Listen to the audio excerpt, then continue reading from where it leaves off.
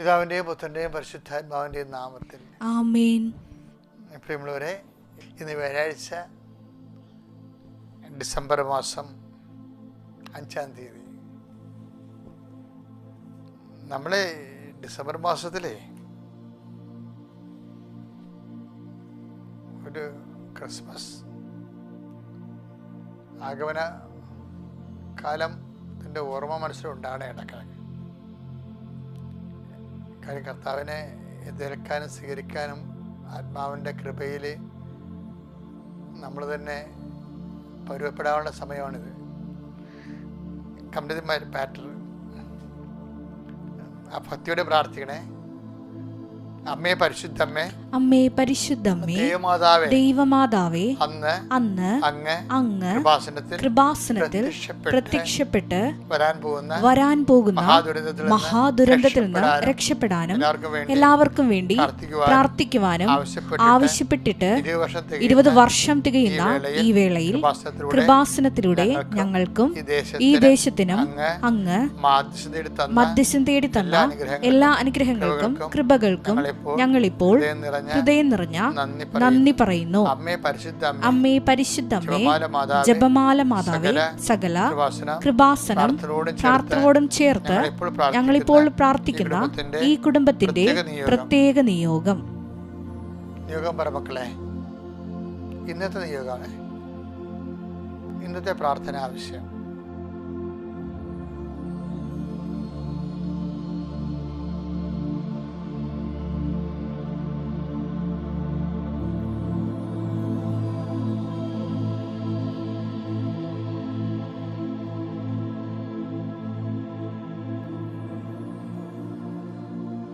അമ്മയുടെ പ്രത്യക്ഷീകരണത്തിന്റെ ഈ ദ്വാദശക വേളയിൽ ഞങ്ങൾക്ക് സാധിച്ചു തരുവാൻ കനിയണമേ. വിശ്വാസ പ്രമാണം. സർവശക്തനായ പിതാവും ആകാശത്തിന്റെയും ഭൂമിയുടെയും സൃഷ്ടാവുമായ ദൈവത്തിൽ ഞാൻ വിശ്വസിക്കുന്നു. അവിടുത്തെ ഏകപുത്രനും ഞങ്ങളുടെ കർത്താവുമായ ഈശോ മിശിഹായിലും ഞാൻ വിശ്വസിക്കുന്നു. ഈ പുത്രൻ പരിശുദ്ധാത്മാവിനാൽ ഗർഭസ്ഥനായി കന്യകാ മറിയത്തിൽ നിന്ന് പിറന്ന് പൊന്തിയോസ് പീലാത്തോസിന്റെ കാലത്ത് പീഡകൾ സഹിച്ച് കുരിശിൽ തറയ്ക്കപ്പെട്ട് മരിച്ച് അടക്കപ്പെട്ട് പാതാളങ്ങളിൽ ഇറങ്ങി മരിച്ചവരുടെ ഇടയിൽ നിന്ന് 3-ാം നാൾ ഉയർത്ത് സ്വർഗത്തിലേക്ക് എഴുന്നള്ളി സർവശക്തിയുള്ള പിതാവായ ദൈവത്തിന്റെ വലതുഭാഗത്തിരിക്കുന്നു. അവിടെ നിന്ന് ജീവിക്കുന്നവരെയും മരിച്ചവരെയും വിധിക്കുവാൻ വരുമെന്നും ഞാൻ വിശ്വസിക്കുന്നു. പരിശുദ്ധാത്മാവിലും ഞാൻ വിശ്വസിക്കുന്നു.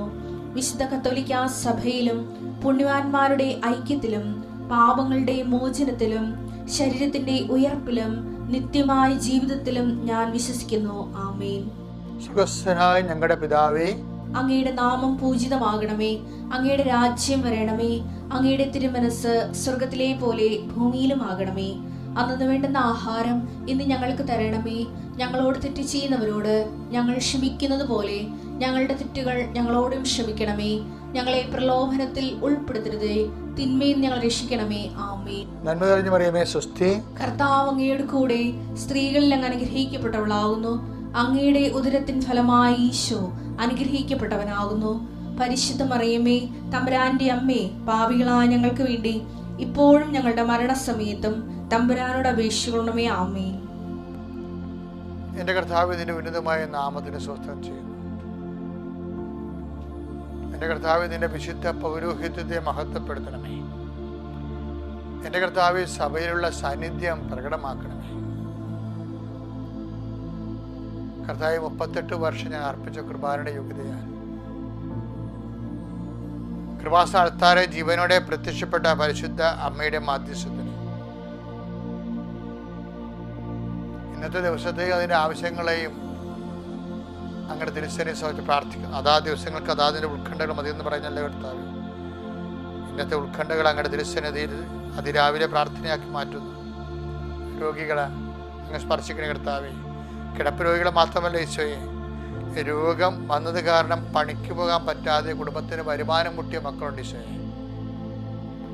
കുടുംബത്തിൻ്റെ വരുമാനം മുട്ടിയ കാരണം വരുമാനം ചെയ്തുകൊണ്ട് നടക്കിക്കൊണ്ടിരുന്ന ആളിന് ഇപ്പോൾ വരുമാനം ഇല്ലാത്ത കാരണം കുടുംബത്തിൽ വിലമതിക്കാത്തതിൻ്റെ മാനസിക പീഡ അനുഭവിക്കുന്നുണ്ട് ഈശോയെ. അവരെല്ലാം നീ ഏറ്റെടുക്കണമെന്ന് പ്രാർത്ഥിക്കുക. അവരുടെ സങ്കടങ്ങളെ നീ എല്ലാം തിരിച്ചറിയണമെന്ന് പ്രാർത്ഥിക്കുന്നു. കർത്താവേ, ശരീരം അസുഖം നീരുള്ളവരെ കാണിക്കുന്നു, മുതുകിനെല്ലാം നീരിങ്ങനെ പറ്റി കിടക്കുന്നവരെയും കുടുങ്ങി കിടക്കുന്നവരെയും കാണിക്കുന്നുണ്ട് ഈശോയെ. അവരെല്ലാം നീ സന്ധിക്കണമെന്ന് പ്രാർത്ഥിക്കുന്നു. നിന്റെ തിരുമുറിവാർന്ന ആണിപ്പെടുതാർന്ന വലതുകരം നീര് കല്ലച്ച് കിടക്കുന്ന കുടുങ്ങിക്കിടക്കുന്ന സ്ഥലങ്ങളെല്ലാം നീ വെക്കണം ഈശോയെ. ശരീരം മുഴുവൻ പനിക്കുന്നുണ്ട് ഈശോയെ, അവരെ സ്പർശിക്കണമേ. ചെവിയും കണ്ണുമൊക്കെ എപ്പോഴും ഊതുകയും വേദനപ്പെടുകയും ചെയ്യുന്നവരുണ്ട് ഈശോയെ. മാറാത്ത പല്ലുവേദനയും തൊണ്ട വഴുക്കലും ഒക്കെ അനുഭവിക്കുന്നത്, പനി അനുഭവിക്കുന്നുണ്ട് ഈശോയെ. ഭക്ഷണം കഴിച്ചിട്ട് വെള്ളം കുടിച്ചിട്ട് ഒന്ന് വിശപ്പുകയുടെ ഭക്ഷണം കഴിച്ചിട്ട് ദിവസങ്ങളായും മാസങ്ങളായവരുണ്ട് ഈശോയെ. കർത്താവ്, കുടലെല്ലാം വെന്തുപോയ ആൾക്കാരുണ്ട്, അവരെല്ലാം വിശുദ്ധമായ രക്തത്തെ കഴുകണമേ കർത്താവേ.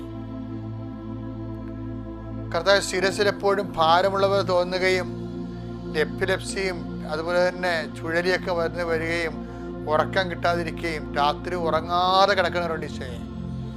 അവർക്ക് അതുപോലെ തന്നെ പലതരത്തിലുള്ള വേദനകൾ അനുഭവിക്കുന്നവര്, മക്കളില്ലാത്തവര്, മക്കൾ അനുസരണ ഇല്ലാത്തവര്, മക്കൾ തെറ്റായ പ്രണയത്തിൽ ബന്ധത അകപ്പെട്ടിരിക്കുന്നവര്, തെറ്റായ ലഹരിപദാർത്ഥങ്ങൾ ഉപയോഗിക്കുന്നവര്, മക്കൾ ജയിലിലായവരുണ്ട് ഈശോയെ. മക്കൾ എത്ര തോന്നിവാസം കാണിച്ചാലും അതെല്ലാം ശാസിക്കേണ്ടവർ ശാസിക്കുമ്പോഴേ മക്കളുടെ കൂടെ നിന്നുകൊണ്ട് ആ തിന്മകളെ കുടുംബത്തിൽ വളരെ അനുവദിക്കുന്ന പൈശാചികമായ പ്രവർത്തനങ്ങൾ കാണിക്കുന്നുണ്ട് ഈശോയെ. കുടുംബത്തിൽ ദൈവമേ, ഇവരെല്ലാം ഏൽപ്പിച്ച് പ്രാർത്ഥിക്കുന്നു.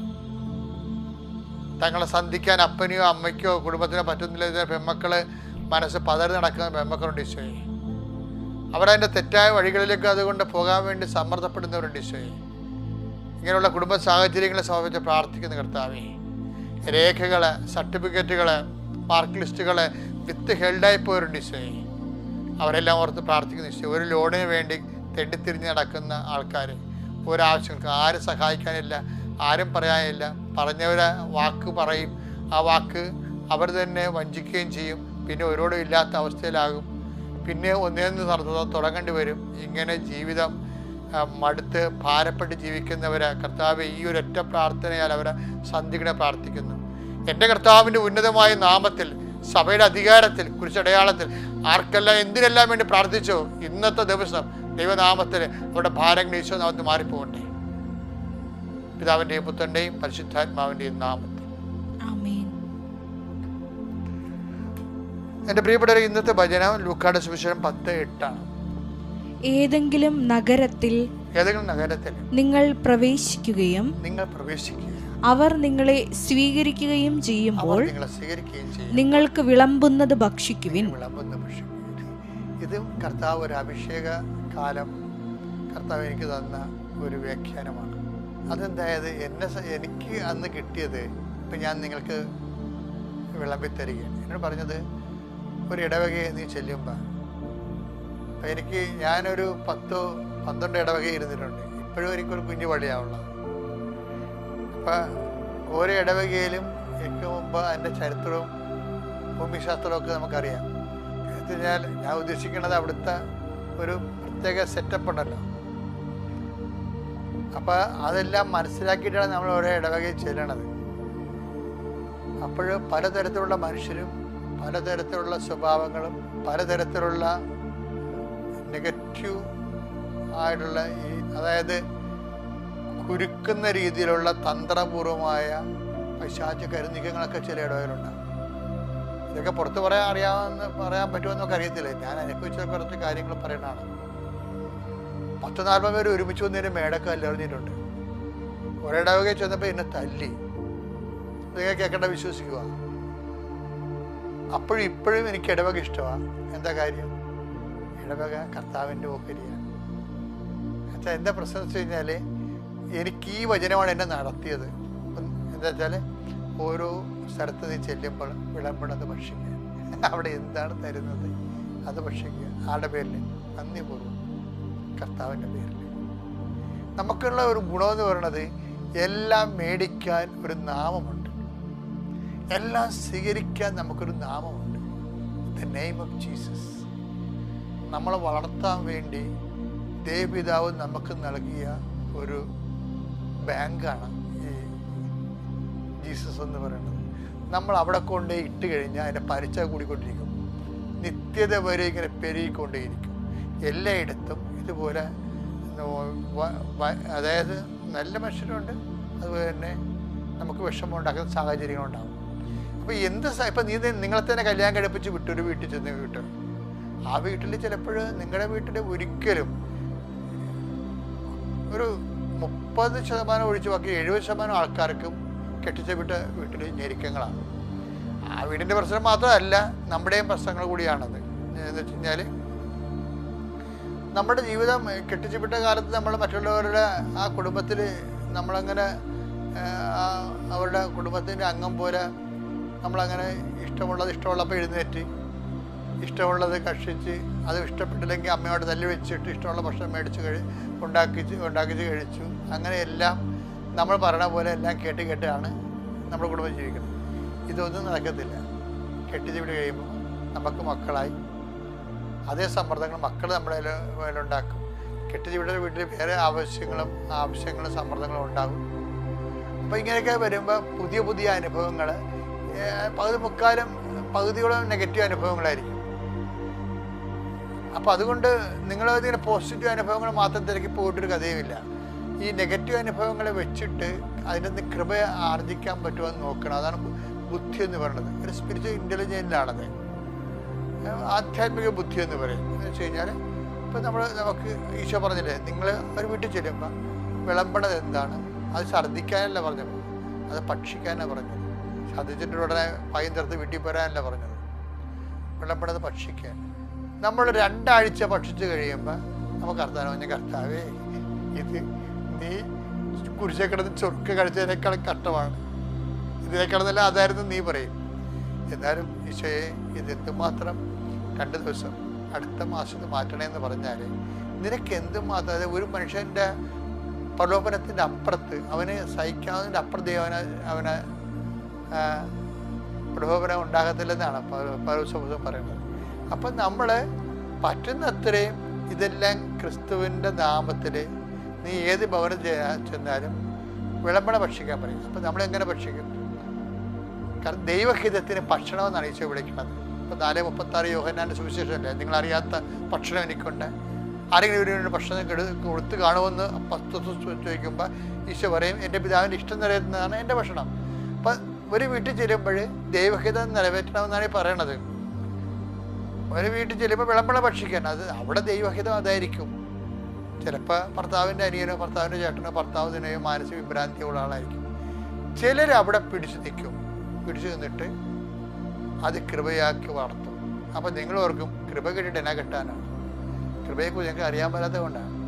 ഞാൻ മാതാവിന് നേരെ കണ്ട ആളാണ്. അപ്പം എനിക്ക് നിത്യത എന്താണ്, കൃപ എന്താണെന്ന് അറിയാം. നമ്മൾ ഇന്ന് ആവശ്യപ്പെടുന്ന പല സാധനവും സിമിത്തേരി വരെ പോലും പ്രയോജനപ്പെടുത്തില്ല. നമുക്ക് സിമിത്തേരി വരെ പോലും പ്രയോജനപ്പെടുത്തില്ല. എന്ന് വെച്ച് കഴിഞ്ഞാൽ ചവപ്പെട്ടിയെക്കുറിച്ച് പറയത്തില്ലേ, അത് വാങ്ങുന്നതിന് ഉപയോഗിക്കുന്ന വാങ്ങുന്നില്ല എന്ന് പറഞ്ഞ പോലെ നമ്മുടെ പല അനുഗ്രഹങ്ങളുടെ ചവപ്പെട്ടി അനുഗ്രഹങ്ങളാണ് നമുക്കുള്ളത്. എന്നുവെച്ചാൽ ഇതെല്ലാം നമുക്ക് അനുഭവിക്കാൻ പറ്റത്തില്ല. നമുക്ക് ആയുസ്സിൽ ആവശ്യമായ സംഭവങ്ങൾ കുറച്ച് കഴിയുമ്പോൾ നമ്മൾ തന്നെ മടുത്തു പോകും. എല്ലാം ഈ ഭൂമിയുടെ സ്വർഗം ഉള്ളതിൻ്റെ ഏറ്റവും വലിയ സൂചനയാണ് ഈ മടുപ്പെന്ന സംഭവം. അതാണ് വിഷയം.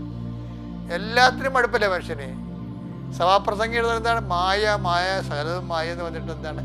ജീവിതം മടുപ്പാണെന്ന് പറയുന്നത്. വെച്ചാൽ മനുഷ്യനെ തൃപ്തിപ്പെടുത്താൻ വേണ്ടി ഇവിടെ ഒന്നുമില്ലെന്നാണ്. ശാശ്വത തൃപ്തി, ശാശ്വത സ്വർഗം മാത്രമാണ്. അപ്പം സ്വർഗത്തിന് ആ പ്രൊവിഷൻ കിട്ടിയിട്ടാണ് ഭൂമിയും അതിൻ്റെ ജീവിതവും ദൈവം രൂപകൽപ്പന ചെയ്തിരിക്കുന്നത്. അതുകൊണ്ട് നമ്മുടെ മുമ്പിലുള്ള ഓപ്ഷൻ വിളമ്പട ഭക്ഷിക്കുകയാണ്. ഇപ്പോൾ ഒരാളുടെ നിൻ്റെ ഓഫീസിൽ അല്ലെങ്കിൽ നിൻ്റെ സ്കൂളിൽ അല്ലെങ്കിൽ നിൻ്റെ യാത്രയിൽ നിനക്ക് ദുഃഖാനുഭവം ഉണ്ടായി, ഓക്കെ, കർത്താവിൻ്റെ നാമത്തെ സ്വീകരിക്കുന്നു. വിളമ്പണത് ഈ ദിവസം വിളമ്പി തന്നത് ഈശോയുടെ നാമത്തെ സ്പർശിക്കുന്നു. ഈശോയുടെ നാമത്തെ കഴിയുമ്പോൾ അത് കൃപയായിട്ട് മാറും. അങ്ങനെ കൃപയിൽ നിന്നെ വളർത്താനും നിലനിർത്താനും നിത്യതയ്ക്ക് വേണ്ടത് നിക്ഷേപിക്കാനാണ് കർത്താവ് നിന്നെ പ്രത്യേക വഴികളിലൂടെ കൂട്ടിക്കൊണ്ട് പോണത്. അത് തിരിച്ചറിയാനുള്ള കഴിവുണ്ടായാൽ മാത്രം മതി. കർത്താവ് നിങ്ങളെ അനുഗ്രഹിക്കട്ടെ. Praise the Lord.